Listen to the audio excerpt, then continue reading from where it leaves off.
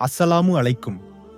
சென்னை நகரின் பரபரப்பான ஒரு பகுதியில் பாத்திமா 36 என்ற இளம்பெண் தனது 8 வயது மகள் ஆயிஷாவுடன் வசிக்கிறாள்.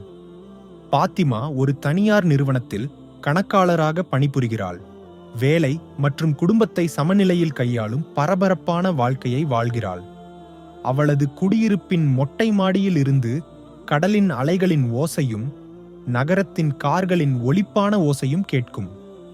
ஒவ்வொரு காலையும் ஜன்னல் வழியாக சூரிய ஒளி வந்து பரவும்போது அருகில் உள்ள ஒரு மசூதியில் இருந்து வரும் பாங்கு அழைப்பும் பறவைகளின் கீச்சிடும் ஓசையும் பாத்திமாவை எழுப்பும்.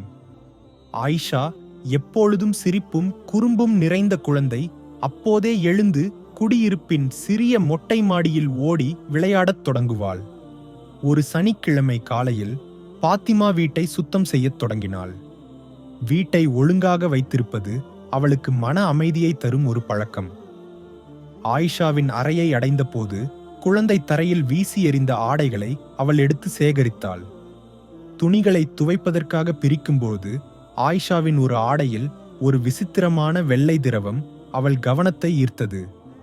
பாத்திமாவின் உடலில் ஒரு நடுக்கம் பரவியது. இது என்ன என்று அவள் தனக்கு தானே கேட்டுக்கொண்டாள். முதலில் அவளுக்கு ஒன்றும் புரியவில்லை. அது சோப்பு தூளின் எச்சமாகவோ ஆயிஷா சாப்பிட்ட ஐஸ்கிரீமின் கரையாகவோ இருக்கலாமா? ஆனால் அவள் அந்த ஆடையை கவனமாக ஆராய்ந்தபோது அது சாதாரண கரை இல்லை என்று புரிந்தது. ஒரு விசித்திரமான பயம் அவள் மனதில் நுழைந்தது. பாத்திமா அமைதியாக இருக்க முயன்றாள்.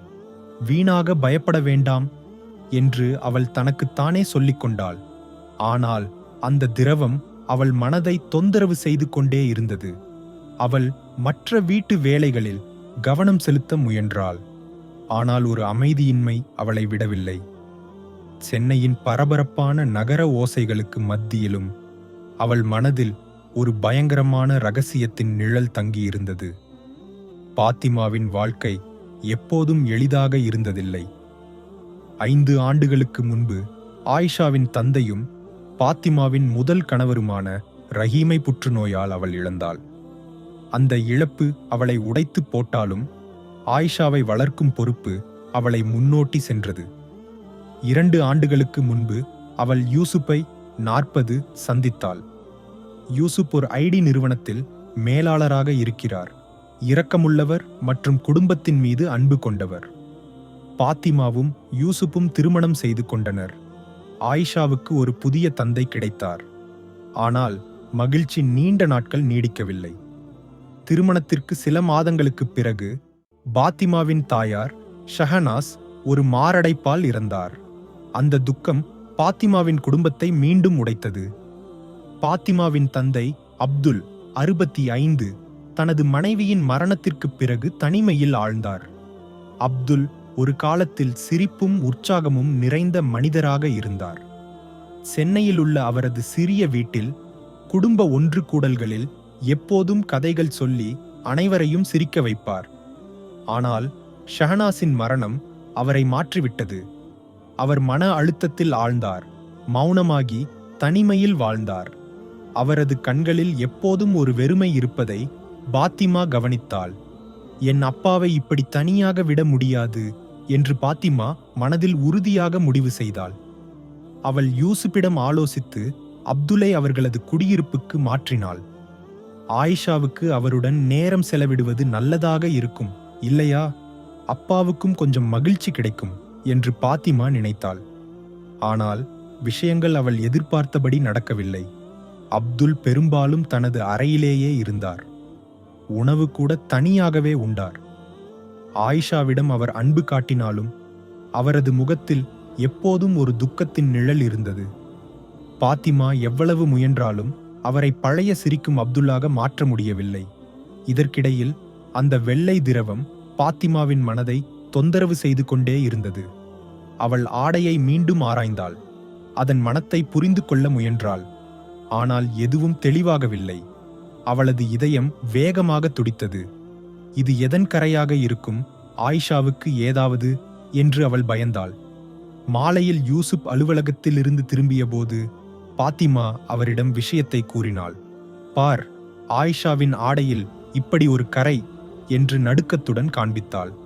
யூசுப் ஒரு நொடி ஆடையை பார்த்துவிட்டு சிரித்துக்கொண்டே, ஓ, இது எல்லாம் ஆயிஷா சாப்பிட்ட சாக்லேட்டோ ஐஸ்கிரீமோ தான், நீ வீணாக பதற்றப்படுகிறாய் என்றார்.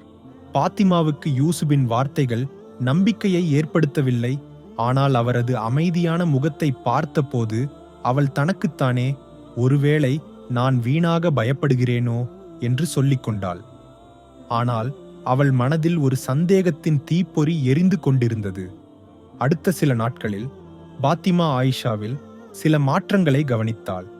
எப்போதும் சிரித்து ஓடி விளையாடிய ஆயிஷா மௌனமாகி மொட்டை மாடியில் விளையாடாமல் அறையில் தனியாக உட்கார ஆரம்பித்தாள். ஒரு நாள் பாத்திமா ஆயிஷாவின் கழுத்தில் ஒரு சிவப்பு தடத்தை கண்டாள். மோளே, இது என்ன என்று பயத்துடன் கேட்டாள். ஆயிஷா ஒன்றும் பேசாமல் தலையை குனிந்து நின்றாள். பாத்திமாவின் இதயம் மீண்டும் வேகமாக துடித்தது. அவள் மீண்டும் யூசுபிடம் கூறினாள். ஆனால் இந்த முறையும் அவர் அதை பொருட்படுத்தவில்லை. குழந்தைகள் விளையாடும்போது இப்படி தடங்கள் வரும், பாத்திமா, நீ வீணாக பெரிதாக்க வேண்டாம் என்றார். ஆனால் பாத்திமாவுக்கு இனி அமைதியில்லை. ஒரு நாள் ஆயிஷாவின் மற்றொரு ஆடையில் மீண்டும் அந்த வெள்ளை திரவத்தை அவள் கண்டாள். இந்த முறை அவளது கைகள் நடுங்கின. இதயம் முழங்கல் போல துடித்தது. இது என்ன என்று பயத்துடன் நினைத்தாள். அவள் முடிவு செய்தாள், இனி தயங்க முடியாது, உண்மையை கண்டுபிடிக்க வேண்டும். பாத்திமா அந்த ஆடையை ஒரு பிளாஸ்டிக் பையில் எடுத்து சென்னையில் உள்ள ஒரு மருத்துவ ஆய்வகத்திற்கு கொண்டு சென்றாள். இதை விரைவாக பரிசோதிக்க வேண்டும் என்று ஆய்வக ஊழியர்களிடம் கூறினாள். அடுத்த நாள் முடிவு வந்தபோது பாத்திமாவின் உலகம் உடைந்து போனது. அந்த திரவம் ஆணின் உயிரணு திரவமாக இருந்தது. அவளுக்கு மூச்சு முட்டுவது போல உணர்ந்தாள். என் ஆயிஷாவுக்கு, என் குழந்தைக்கு இப்படி என்று அவள் பயந்தாள். அவள் ஆயிஷாவின் உடலை கவனமாக பரிசோதித்தாள். ஆனால் உடல் ரீதியாக எந்த துன்புறுத்தலின் அறிகுறிகளும் காணப்படவில்லை. அந்த திரவம் ஆடையில் மட்டுமே இருந்தது. யார் இதை செய்தது, ஏன் என்று பாத்திமாவின் மனதில் கேள்விகள் புயலாக எழுந்தன. அவள் காவல்துறைக்கு செல்ல நினைத்தாள். ஆனால் ஆதாரங்கள் இல்லாமல் அவர்கள் என்ன செய்ய முடியும், நாமே கண்டுபிடிப்போம் என்று அவள் முடிவு செய்தாள். பாத்திமா ஒரு துப்பறியும் நிபுணரைப் போல சிந்தித்தாள். வீட்டிற்கு யார் யார் வருவார்கள்? யூசுப், அப்துல், சில சமயங்களில் ஆயிஷாவின் பள்ளி நண்பர்களின் பெற்றோர்கள், டெலிவரி பையன்கள். ஆனால் ஆயிஷாவை தனியாக பெறும் வாய்ப்பு யாருக்கு உள்ளது? அவள் மனதில் 2 பேர் மட்டுமே, யூசுப், அவளது கணவர், மற்றும் அப்துல், அவளது தந்தை.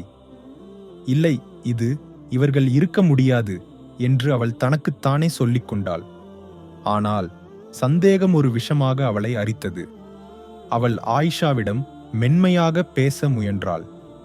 மோளே, யாராவது உன்னிடம் ஏதாவது?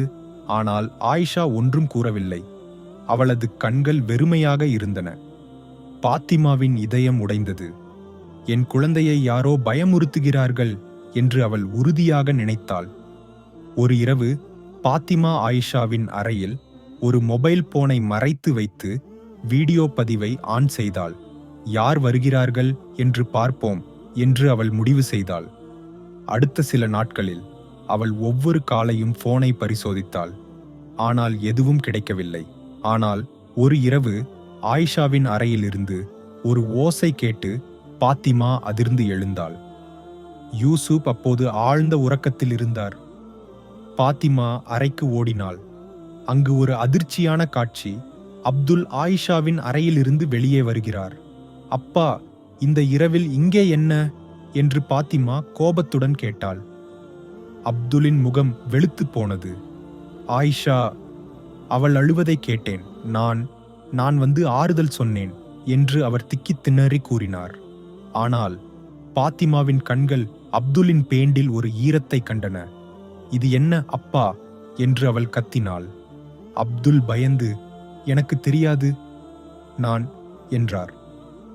பாத்திமாவின் மனம் உடைந்து போனது. என் அப்பா, என் ஆயிஷாவை அவளால் நம்ப முடியவில்லை. அவள் யூசுபை எழுப்பி எல்லாவற்றையும் கூறினாள்.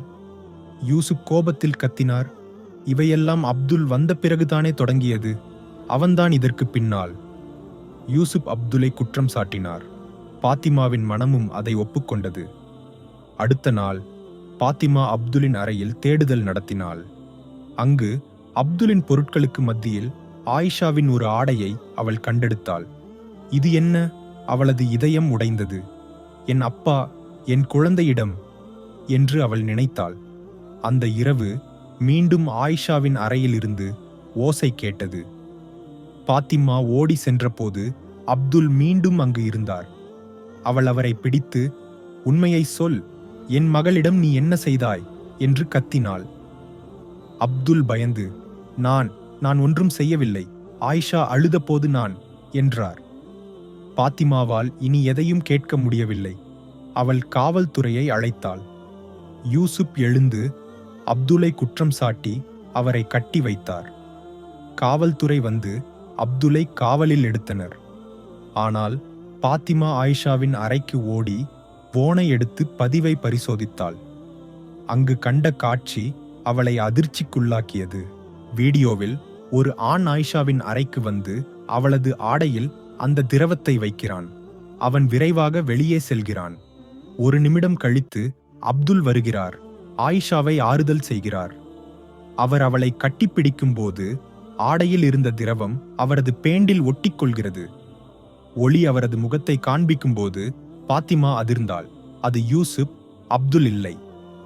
பாத்திமா கத்தினாள், காவலரே, தவறு நடந்துவிட்டது, குற்றவாளி யூசுப். காவல்துறை யூசுப்பை காவலில் எடுத்தனர். வீடியோ ஆதாரமாக காண்பிக்கப்பட்ட போது யூசுப் எல்லாவற்றையும் ஒப்புக்கொண்டார். அப்துலை காவல்துறை விடுவித்தனர். பாத்திமா அப்துலிடம் அழுது கொண்டே மன்னிப்பு கேட்டாள். அப்பா, நான் உன்னை தவறாக நினைத்தேன். அப்துல் பாத்திமாவையும் ஆயிஷாவையும் கட்டிப்பிடித்தார்.